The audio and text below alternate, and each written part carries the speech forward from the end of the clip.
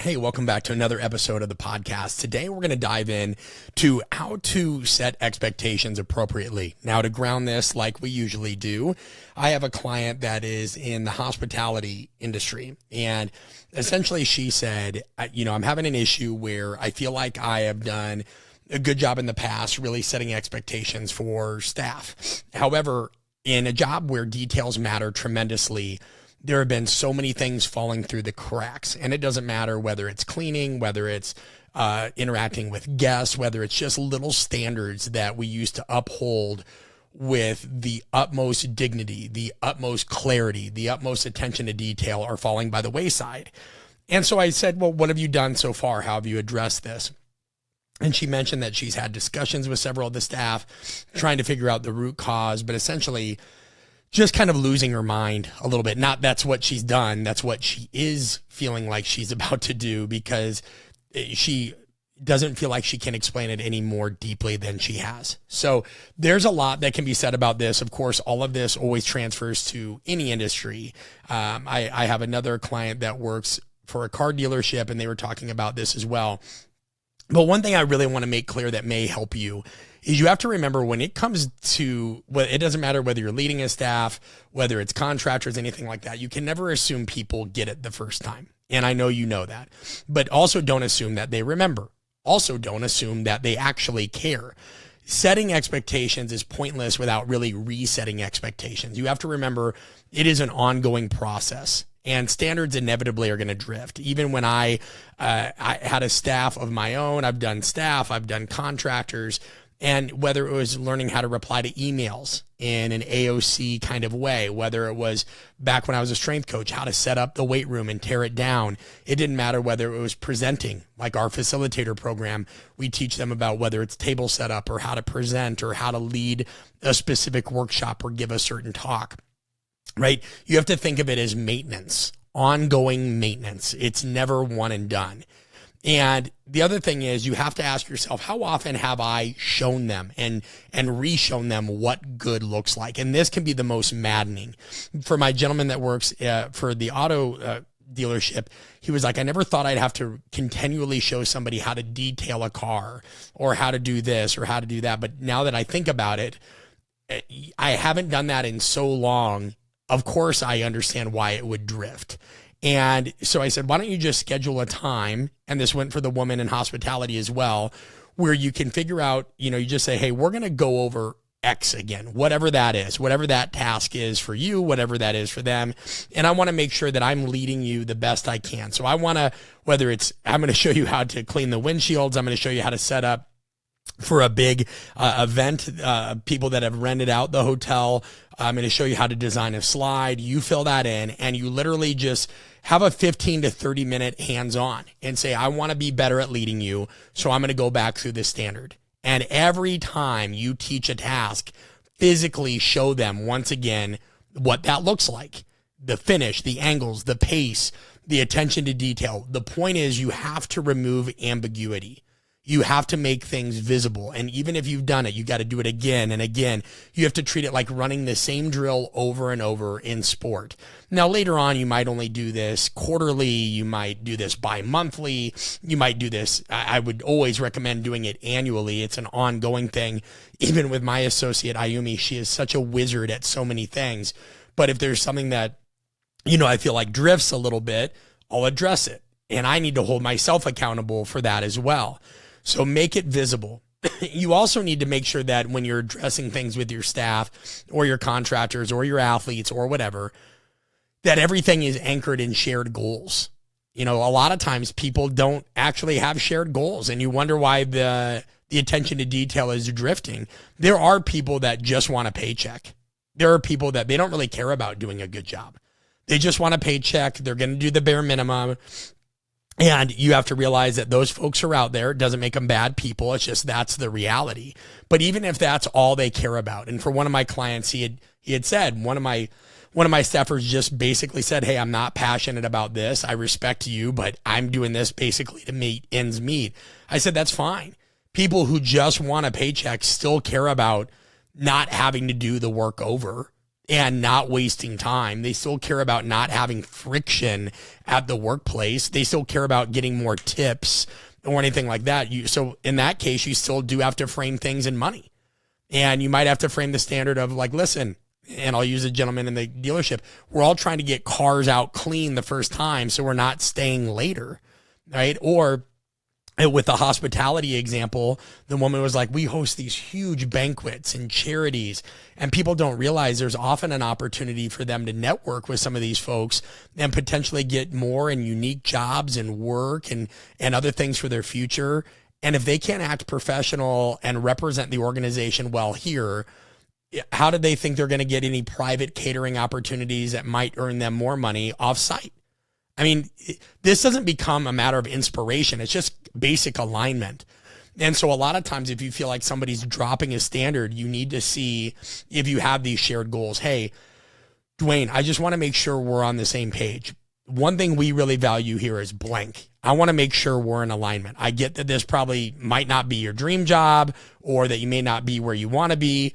But while you're here, this is what we have to have. And by the way, even if you want to accomplish this, whatever this is in the future, you want to have a reputation for being somebody that is doing a good job. That attention to detail matters.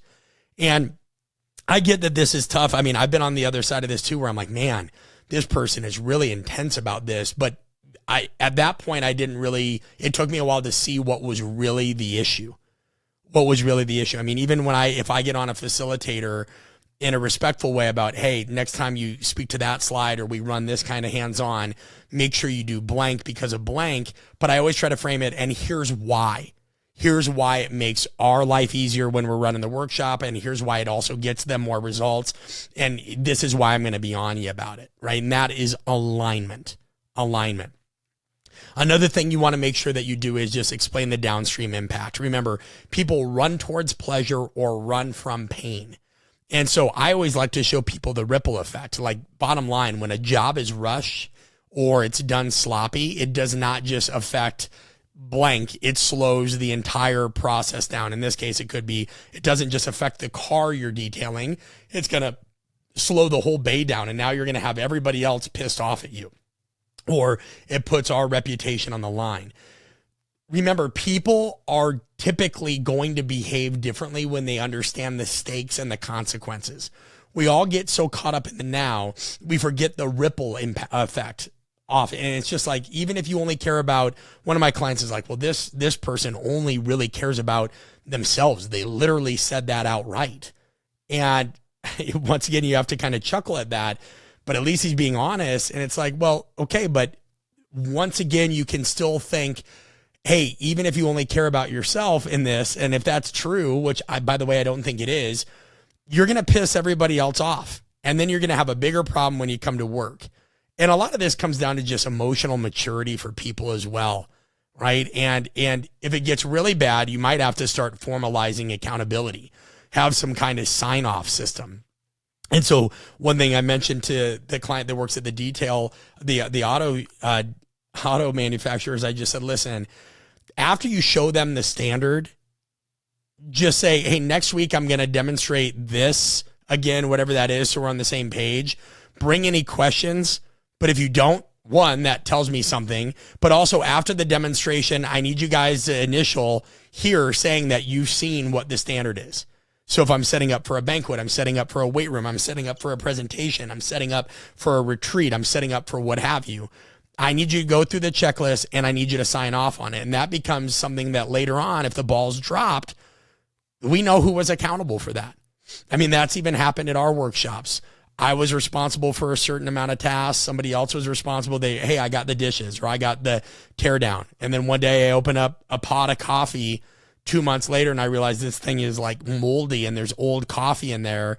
And I had to reach out to a facilitator. I'm like, hey, I'm not trying to be rude, and this is on me too, because I should have checked it, but what happened here? And I reached out to them because they were getting ready to run another workshop. And if you're somebody that thinks that these things are menial, that if you have a boss and they're asking you to uphold a standard and they're demonstrating these things to you and they're asking you to sign off an accountability sheet and you don't want to hold yourself to that standard, then you have to do some self-reflection, right? Because there's nothing wrong with somebody saying, hey, I'm asking you to uphold a standard And if you don't want to uphold it, why are you working here? Or why are you a part of this, by the way? I need to know that you understand it and that you don't have further questions over it, and that you understand that signing off on it isn't punitive, it's accountability. But as an employer, as a leader in a certain capacity, you have to, like we have to, kill excuses. Oh, I didn't know. You never told me. And I told my clients, I go, listen, you'll also learn a lot through this process. Watch who engages. If you're showing them how to set the table, clear the table, how to do this with the vehicle, how to do that with the vehicle, how to set up for the firefighting drill and thing that you're going to do, whatever this is, and they're rolling their eyes or they're not really engaged, that shows you something. The people that ask questions, the people that are leaning in during demos and getting involved and have zero hesitation signing off, those are the ones you want to keep. Because the implicit message is, I'm coachable, I'm worth investing in, I actually care. I mean, it's not hard. It's not hard to say those are the people that I'm going to keep on, and the ones who avoid questions, avoid eye contact, treat the sign off like a burden, those are liabilities. And that is your built-in evaluation tool without even needing a formal like performance review. So just to recap, right? There is no, how do I get better at setting expectations? Things have fallen off. It's about resetting them. Change your mindset.